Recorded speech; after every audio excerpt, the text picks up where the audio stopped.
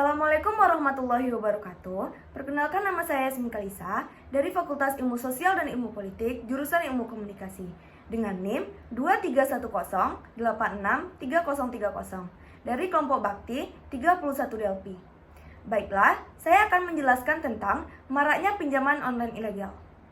Berkembangnya teknologi membuat berbagai transaksi keuangan kini bisa dilakukan secara online, menawarkan banyak kemudahan dan banyak benefit lain jika dibandingkan dengan cara konvensional.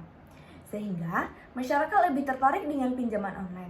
Sayangnya, tingginya minat masyarakat terhadap aplikasi pinjaman online malah memicu munculnya pinjaman online ilegal.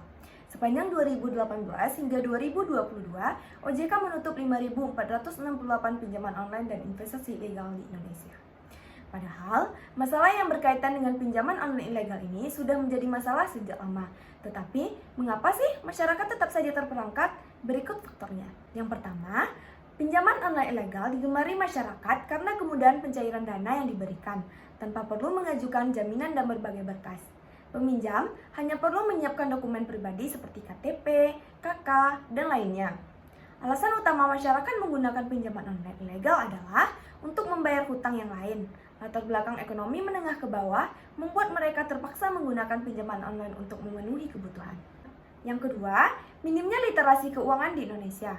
Kelaziman terjeratnya banyak orang kepada pinjaman online ilegal yang bersifat predator memiliki relasi yang erat dengan kurangnya tingkat literasi keuangan Indonesia. Menurut anggota Komisi DPR Republik Indonesia, 35% dari masyarakat Indonesia masih minim literasi keuangan, sehingga menjadi sasaran empuk bagi pihak-pihak yang intensi jahat di dunia teknologi finansial. Selanjutnya, apa sih dampak negatif yang ditimbulkan akibat terlibat pinjaman online ilegal?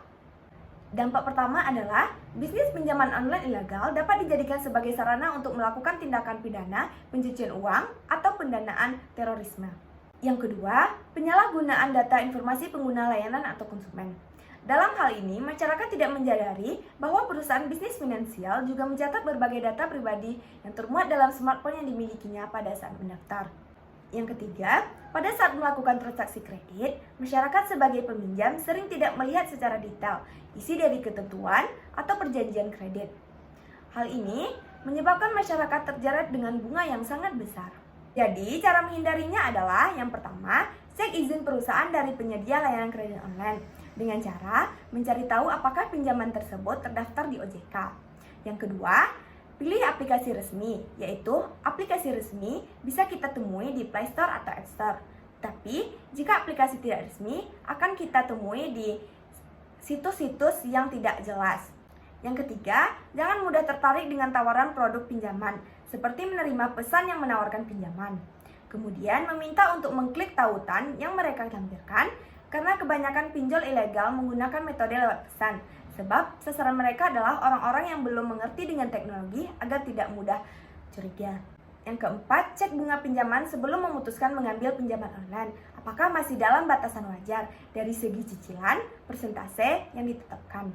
Yang kelima, menjaga data pribadi. Pastikan dokumen penting seperti KTP, KK, dan identitas lainnya tidak tersebar di internet. Selanjutnya, berikut cara apabila telah terlibat dalam peminjaman online ilegal. Yang pertama, segera melunasi pinjaman yang Anda ajukan. Yang kedua, jangan gali lubang tutup lubang. Maksudnya, jangan meminjam untuk membayarnya. Yang ketiga, blokir nomor telepon yang melakukan penagihan secara tidak beretika. Yang keempat, melaporkan ke otoritas jasa keuangan atau melaporkannya ke polisi. Baiklah, itulah yang dapat saya sampaikan. Assalamualaikum warahmatullahi wabarakatuh.